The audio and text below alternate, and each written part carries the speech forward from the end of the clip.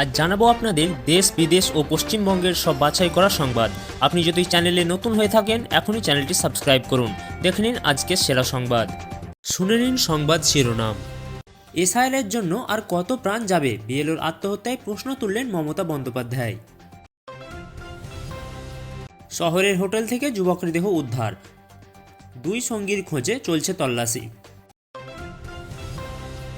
SIR বুঝতে না পেরে বিপাকে আদিবাসীরা, মাঠে নেমে কাজ করলেন ছাতনার ভিডিও। শান্তিপুরে বড়বাজারে ভয়াবহ আগুন, ক্ষয়ক্ষতি লক্ষাধিক। বঙ্গোপসাগরে ফের নিম্নচাপ, নভেম্বরে মিলিয়ে যেতে পারে শীতের আমেজ। থানে উড়ালপুলে ভয়াবহ দুর্ঘটনা, মৃত 4 জন। দিল্লি বিস্ফোরণে অভিযুক্ত চিকিৎসকের 6 লক্ষ টাকায় অস্ত্র কেনা নিয়ে চাঞ্চল্য। এসআইআর চালুর পর বাংলাদেশে ফিরলেন 1720 জন অনুপ্রবেশকারী। ডাম্পারের ধাক্কায় গুরুতর আহত 8ম শ্রেণীর ছাত্রী, উত্তেজনা দুর্গাপুরে। ফের বাংলাদেশের আশুলিয়ায় ভূমিকম্প অনুভূত, আতঙ্কে রয়েছে স্থানীয়রা। দিল্লিতে মিলল অস্ত্র পাচার চক্রের হদিশ, গ্রেপ্তার 4 জন। পিংলায় বাসের ধাক্কায় 2 বাইক আরোহীর মর্মান্তিক মৃত্যু। ভাটপাড়ায় বিজেপি নেতা প্রিয়াঙ্গুর ওপর হামলায় গ্রেপ্তার হলো আরও একজন। বল ভেবে বোমায় পা, বিস্ফোরণে গুরুতর আহত বীরভূমের নাবালক। কাজের চাপে অসুস্থ বিএলও, হাসপাতালের বিছানায় এসআইআরের কাজ করছেন।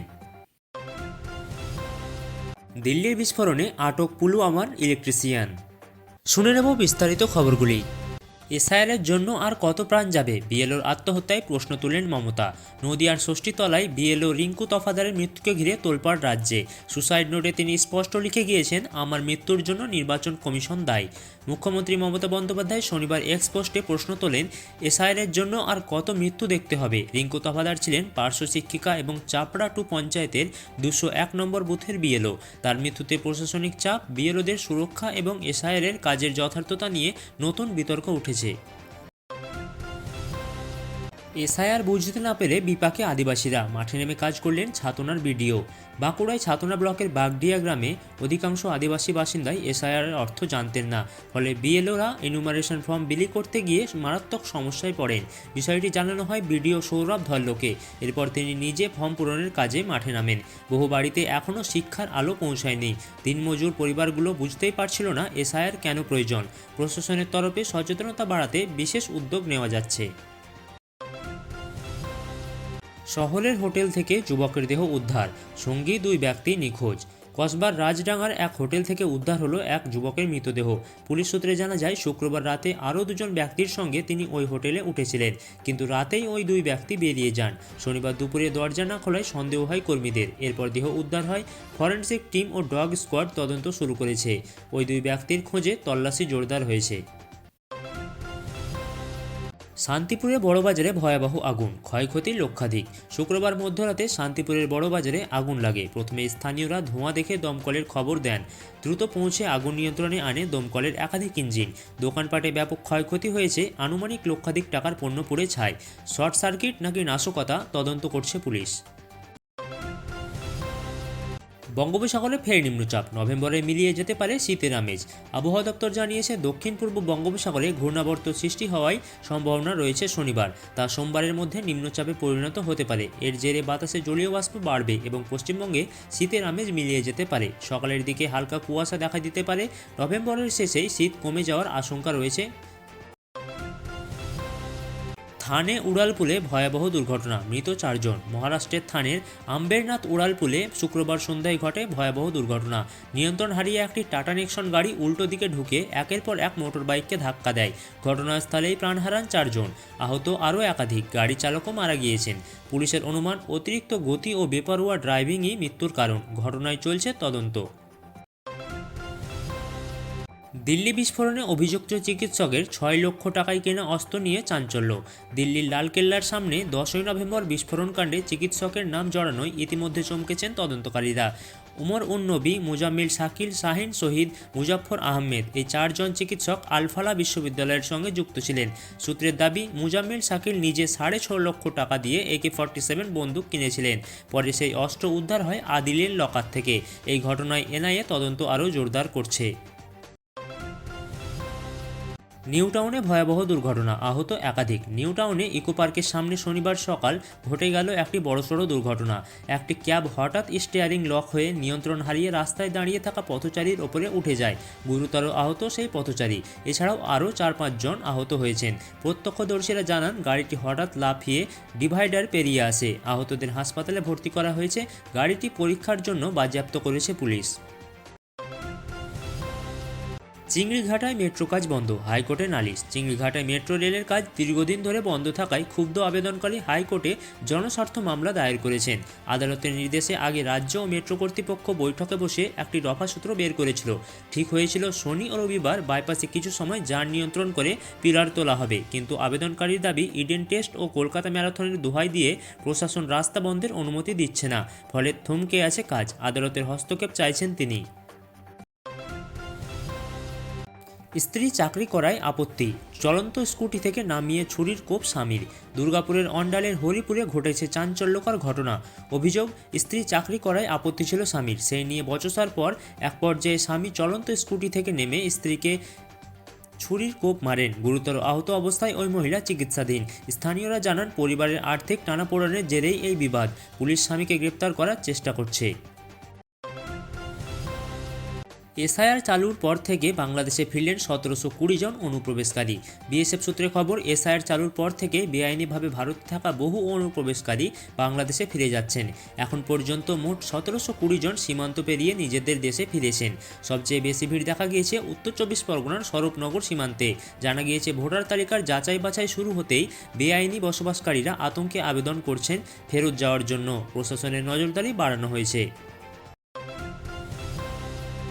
ডাম্পারের ধাক্কায় গুরুতর আহত 8ম শ্রেণীর ছাত্রী, উত্তেজনা দুর্গাপুরে। শনিবার সকাল 11:30 নাগাদ দুর্গাপুরের LN ব্যানার্জি রোডে ঘটে ভয়াবহ দুর্ঘটনা। সাইকেল চালিয়ে স্কুল যাওয়ার সময় নিয়ন্ত্রণ হারানো একটি ডাম্পার সজোরে ধাক্কা মারে রাজশ্রী বাউরি নামক 8ম শ্রেণীর ছাত্রীর গায়ে। গুরুতর অবস্থায় তাকে দুর্গাপুরের একটি বেসরকারি হাসপাতালে ভর্তি করা হয়েছে। ঘটনাস্থলে জড়ো হন স্থানীয়রা এবং ডাম্পার চালককে আটক করেছে পুলিশ। ফের বাংলাদেশের আশুলিয়ায় ভূমিকম্প অনুভূত, আতঙ্কে রয়েছে স্থানীয়রা। ঢাকায় শুক্রবার ভয়াবহ ভূমিকম্প এখনও দগদগে। সেই রেস কাটতে না কাটতেই শনিবার ফের কম্পন অনুভূত হলো বাংলাদেশের আশুলিয়ায়। প্রত্যক্ষদর্শীরা জানান, হালকা কম্পনেও আতঙ্ক ছড়িয়ে পড়ে।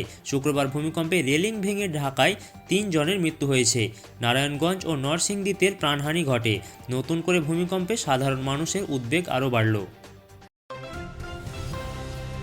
দিল্লিতে অস্ত্রোপচার চক্রের হদিশ, গ্রেপ্তার 4 জন। দিল্লিতে বড়সড় অস্ত্রোপচার চক্রের হদিশ পেল গোয়েন্দারা। শনিবার ভোরে গ্রেটার নয়ডা থেকে 4 ব্যক্তিকে গ্রেপ্তার করা হয়েছে। তাদের কাছ থেকে উদ্ধার হয়েছে বেশ কিছু বিদেশি বন্দুক, ম্যাগাজিন ও কার্তুজ। দিল্লির সাম্প্রতিক বিস্ফোরণ কাণ্ডের পর থেকে গোয়েন্দাদের সন্দেহ ছিল শহরে বড়সড় অস্ত্রচক্র সক্রিয়। ধৃতদের জেরা করে আন্তর্জাতিক মাফিয়া চক্রের সংযোগে খোঁজা হবে বলে জানিয়েছে তদন্তকারী অফিসাররা। পিংলায় বাসের ধাক্কায় 2 বাইক আরোহীর মর্মান্তিক মৃত্যু। পশ্চিম মেদিনীপুরের পিংলায় রাজ্য সড়কে ভয়াবহ দুর্ঘটনা। শনিবার দুপুরে 1:30 নাগাদ একটি বাস ধাক্কা মারে বাইক আরোহীদের। ঘটনাস্থলেই প্রাণ হারান 2 তরুণ। দুজনেই পাঁশকুড়ার বাসিন্দা। প্রত্যক্ষদর্শী দাবি, বাসটি অতিরিক্ত গতিতে ছিল। দুর্ঘটনার পরে এলাকায় উত্তেজনা ছড়ায়। বাস চালক পলাতক এবং পুলিশ তরফে ঘটনা তদন্ত চলছে। ভাটপাড়ায় বিজেপি নেতা প্রিয়াঙ্কু পাণ্ডের ওপরে হামলার গ্রেপ্তার হলো আরও একজন। 2024 সালের আগস্টে বিজেপি নেতা প্রিয়াঙ্কু পাণ্ডের গাড়িতে বোমা ছোড়ার ঘটনায় আবারও গ্রেপ্তার। শনিবার ভাটপাড়া থেকে ফিরদৌস ইকবাল নামে এক অভিযুক্তকে পাকড়াও করল এনআইএ। তদন্তকারীরা জানায়, হামলার পরিকল্পনা ও বাস্তবায়নে ফিরদৌসের সরাসরি ভূমিকা ছিল। এর আগেও এই মামলায় বেশ কয়েকজনকে গ্রেপ্তার করা হয়েছে। রাজনৈতিক প্রতিহিংসার জেরে এই হামলা কিনা তা নিয়েও খতিয়ে দেখা হচ্ছে। কেন্দ্রীয় সংস্থার তদন্তের দড়ি এখন আরও শক্ত হচ্ছে। বল ভেবে বোমায় পা, বিস্ফোরণে গুরুতর আহত বীরভূমের নাবালক। বীরভূমের পুরন্দরপুরে ভয়াবহ বিস্ফোরণে জখম হলো 12 বছরের মঙ্গল অঙ্কুর। রাস্তায় পড়ে থাকা বোমাটিকে বল ভেবে লাথি মারতেই ঘটে তীব্র বিস্ফোরণ। আহত অবস্থায় তাকে সিউড়ি সুপার স্পেশালিটি হাসপাতালে ভর্তি করা হয়েছে। স্থানীয়রা জানান, এলাকায় আগে থেকে বোমা পড়ে থাকার অভিযোগ ছিল। কোথা থেকে এলো এই বোমা তা নিয়ে এখনও মানুষের মধ্যে আতঙ্ক ছড়িয়েছে। পুলিশ ঘটনা তদন্ত শুরু করেছে। শিশুদের নিরাপত্তা নিয়ে পরিবার ও পড়শিদের উদ্বেগ বেড়েছে। কাজের চাপে অসুস্থ বিএলও, হাসপাতালের বিছানাতেই এসআইআরের কাজ করছেন। রাজ্যে এসআইআর সংক্রান্ত কাজের অতিরিক্ত চাপ নিয়ে ক্ষোভ বাড়ছে বিএলওদের মধ্যে। ইতিমধ্যে 3 বিএলওর মৃত্যু ঘিরে চাঞ্চল্য ছড়িয়েছে এবং তারই মধ্যে নদিয়ার চোপড়া ব্লকের 188 নম্বর বুথের বিএলও মুস্তফা কামাল অসুস্থ হয়ে ভর্তি হয়েছেন ইসলামপুর মহকুমা হাসপাতালে। অভিযোগ, শারীরিক অসুস্থতা থাকা সত্ত্বেও তাকে থামানো হয়নি কাজ থেকে। হাসপাতালের বিছানায় শুয়ে তিনি এনিউমারেশন ফর্ম আপলোড করছেন।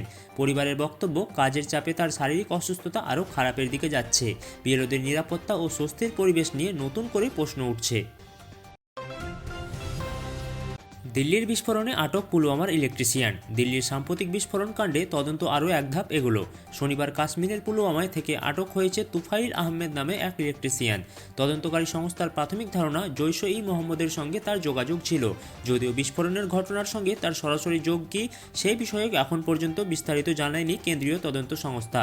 ধৃতকে জিজ্ঞাসাবাদ করে একাধিক গুরুত্বপূর্ণ তথ্য পাওয়ার আশায় রয়েছেন তদন্তকারীরা। বিস্ফোরণের পেছনে থাকা বৃহত্তর নাশকতার চক্র ভাঙতেই এই পদক্ষেপ বলে মনে করা হচ্ছে। আপনারা শুনলেন লাইভ বাংলা ইউটিউব চ্যানেল। এখনই সাবস্ক্রাইব করুন সারাদিনের গুরুত্বপূর্ণ খবর পেতে।